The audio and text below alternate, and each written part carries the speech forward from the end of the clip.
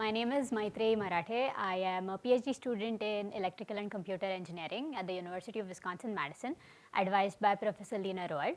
And today I will be talking about our work on using mathematical optimization to, in order to manage energy usage for prepaid electricity customers. Okay, so what is prepaid electricity? It is pay-as-you-go electricity. It means that you pay for your electricity before you can use it. This is different from the more common postpaid electricity, where you use the electricity over the month and you get a bill at the end of the month. It is fairly common. About 2.5 million prepaid electricity accounts in the United States, about 11 million in the United Kingdom, and it is very popular among low-income households.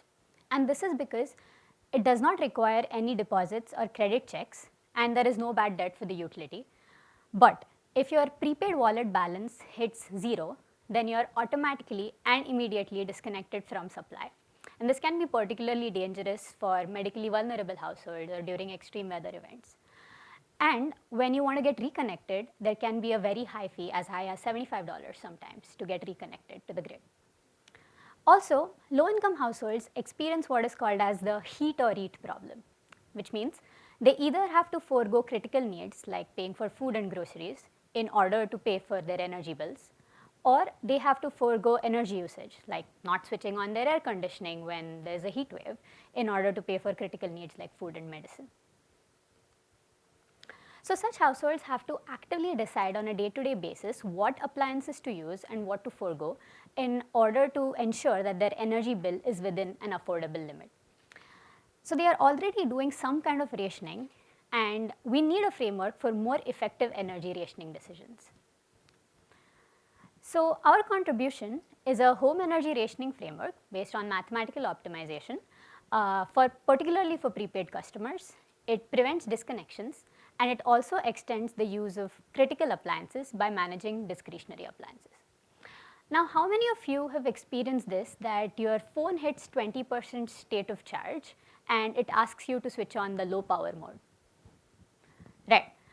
So our framework does something very similar. What your phone is doing is it switches off some of the non-essential functions in order to preserve juice for more essential functions like texting and calling.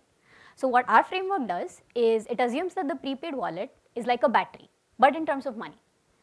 We assign a threshold to each appliance. So in this simple example, you can see that the TV is assigned $20, the lights are assigned $10, and the fridge is assigned $1. As the customer uses electricity, the wallet balance keeps dropping, and we ask the customer to switch off a load, or we ask them to disable the load when the wallet balance goes below the threshold assigned to the load in order to prevent the balance for more critical loads in the future. So you can see that initially we ask them to enable all loads. You can switch them on if you want. Then we ask them to switch off the TV in order to preserve balance for more critical loads, and then the lights, and then all the loads in order to preserve balance for more critical loads in the future. So not going into the details of the math, but our optimization model, which I've just represented with a black box here, it takes in as input the demand forecast and also the priority order of appliances that is defined by the user, and it generates these thresholds per load per day as its output. So let's look at some results now.